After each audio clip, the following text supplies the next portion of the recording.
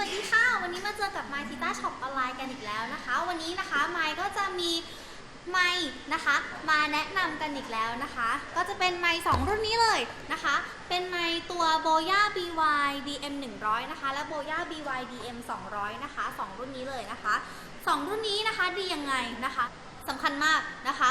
ก็คือเหมาะมากเลยสำหรับคนที่บอกว่ามือถือไม่มีช่องหูฟัง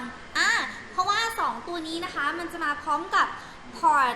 Type C แล้วก็พอร์ต Lightning ก็คือสามารถเสียบได้เลยโดยที่ไม่ต้องผ่านตัวแปลงเก๋ไก๋ใช่ไหมคะตัวนี้นะคะสามารถเสียบใช้งานได้เลยโดยที่ไม่ต้องตั้งค่าใดๆนะคะแล้วก็ขนาดเนี่ยเล็กพกพาง่ายนะคะ ตัวไมค์เนี่ยเขาจะมาให้จะมาพร้อมกับโฟมนะคะโฟมกันลมแล้วก็จะมีเป็นตัวขนแมวนะคะสำหรับ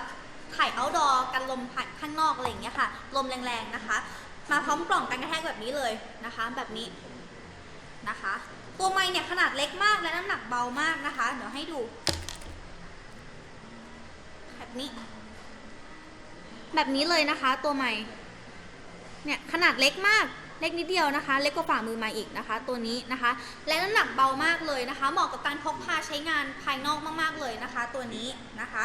สามารถเสียบและใช้งานได้เลยที่สำคัญเนี่ยตัวนี้จะเป็นไมค์แบบคอนเดนเซอร์นะคะซึ่งเป็นแบบไมค์แบบดิจิตอลแล้วนะคะซึ่งให้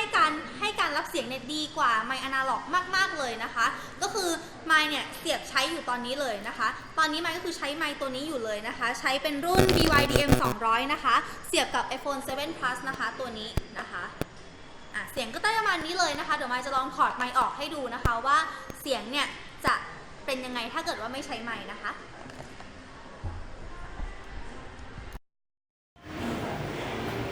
อันนี้ไมค์คือถอดไมค์ออกแล้วนะคะในระยะห่างเท่ากันนะคะเสียงก็ได้มาประมาณนี้เลยนะคะจะได้ยินประมาณนี้นะคะโดยที่ไม่ใช้ไมค์นะคะส่วนเมื่อกี้ไมค์เสียบไมค์อยู่นะคะเดี๋ยวเสียบไมค์ให้ดูอีกทีนึง